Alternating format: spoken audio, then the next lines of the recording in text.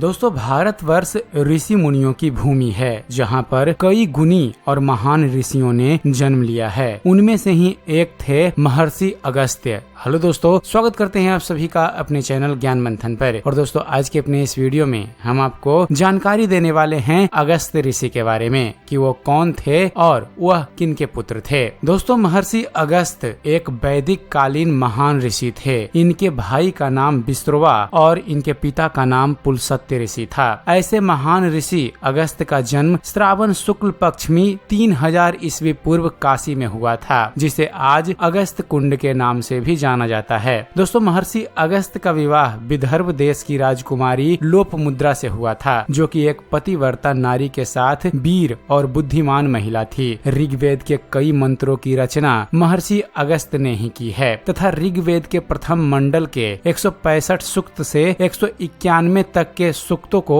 बताया है। दोस्तों महर्षि अगस्त्य ने तपस्या काल में मंत्रों की शक्ति को देखा था, इसलिए इन्हें मंत्र दृष्टा ऋषि भी कहा जाता है। भारतवर्ष में महर्षि अगस्त्य के कई आश्रम हैं। उत्तराखंड के अगस्त्य मुनि नामक शहर में मुनि का प्राचीन आश्रम है। यहाँ पर अगस्त्य ऋषि तपस्या किया करते थे। यही वह स्थान है फ्रेंड्स, जहाँ पर मुनि ने 2 राक्षसों अर्थात अतापी और बातापी का वध करके उनको यमलोक पहुँचाया था। आज यहाँ पर एक प्रसिद्ध मंदिर है और आसपास के गाँव में मुनि को इष्ट देव मानकर पूजा की जाती है। महर्षि अगस्त्य का एक आश्रम तमिलनाडु में भी है। ऐसी मान्यता है कि अगस्त्य मुनि का शिष्य विंध्याचल पर्वत था, जो अपनी ऊंचाई पर बहुत घमंड करता था और एक दिन कौतूहलवश उसने अपनी ऊंचाई इतनी बढ़ा दी कि धरती पर सूर्य की किरणें आना बंद हो गई तथा धरती पर हाहाकार मच गया। तब सभी जन अगस्त्य ऋषि के पास गए और उनसे अपने शिष्य को समझाने की विनती करने लगे। तब मुनि अगस्त्य ने विंध्याचल पर्वत से कहा, मुझे दक्षिण की तरफ जाना है, अपनी ऊंचाई कम करो और जब तक मैं लौट के ना आऊं अपनी ऊंचाई ना बढ़ाना। विंध्याचल ने गुरु के आदेश का पालन किया और तब से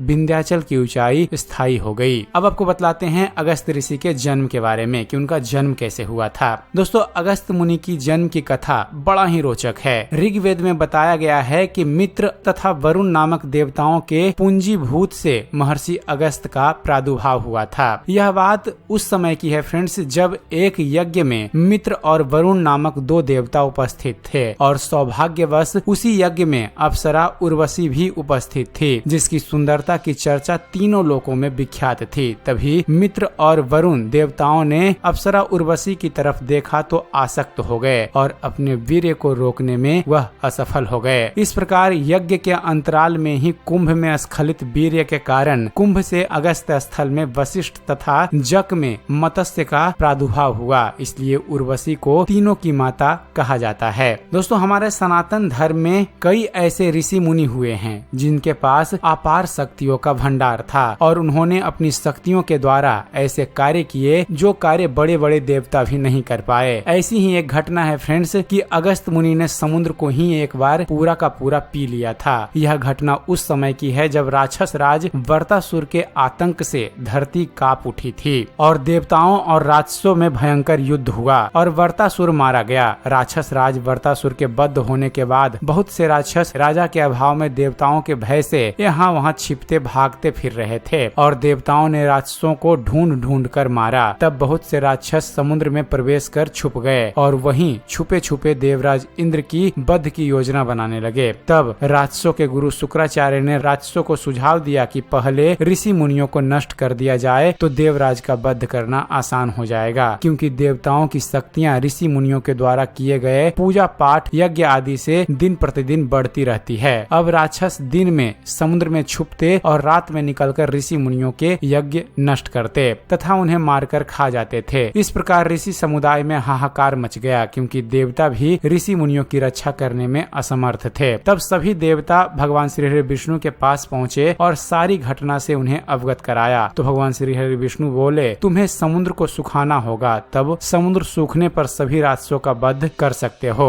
यही मात्र एक उपाय है। किंतु प्रश्न यह था कि इतने विशाल समुद्र को सुखाया कैसे जाए। तब भगवान श्री हरि विष्णु ने कहा कि पूरे समुद्र को सुखाने की शक्ति सिर्फ अगस्त मुनि के पास है। अगर तुम उनके पास जाकर उनसे प्रार्थना करोगे तो वह तुम्हारी विनती अवश्य स्वीकार कर लेंगे। तब सभी देवता अगस्त मुनि के पास पहुँचे और उन्हें सारी स्थिति से अवगत कराया। अगस्त मुनि मान गए और समुद्र तट पर पहुँचे और देखते ही देखते उन्होंने सारे समुद्र को पी लिया। इसके बाद सभी देवताओं ने मिलकर राक्षसों का वध कर दिया। कुछ राक्षस डरकर पाताल लोक भी भाग गए। इसके बाद देवताओं ने कहा, अगस्त मुनि आप समुद्र का जल वापस भर दीजिए। तब अगस्त मुनि ने उत्तर दिया, देवताओं अब यह संभव नहीं है, क्योंकि जो समुद्र का जल मैंने पिया था वह पच गया है। अब तुम्हें कोई दूसरा उपाय करना होगा। इसके पश्चात सभी देवी देवता आश्चर्य हुए और ब्रह्मा जी के पास पहुँचे। ब्रह्मा जी ने कहा, जब भागीरथ धरती पर गंगा लाने का प्रयत्न करेंगे तब समुद्र जल से भर जाएगा। तो दोस्तों यह थी जानकारी महर्षि अगस्त्य के बारे में। उम्मीद करते हैं फ्रेंड्स आप सभी को हमारा यह वीडियो पसंद आया होगा। अगर वीडियो पसंद आया हो तो वीडियो को लाइक और शेयर करना न भूलिएगा। और दोस्तों ऐसे ही ज्ञानवर्धक वीडियो देखते रहने के लिए आप हमारे इस चैनल ज्ञान मंथन को सब्सक्राइब करना न भूलिएगा। आप हमारे इस चैनल को सब्सक्राइब कीजिए और देखते रहिए, जानते रहिए। धन्यवाद। जय हिंद।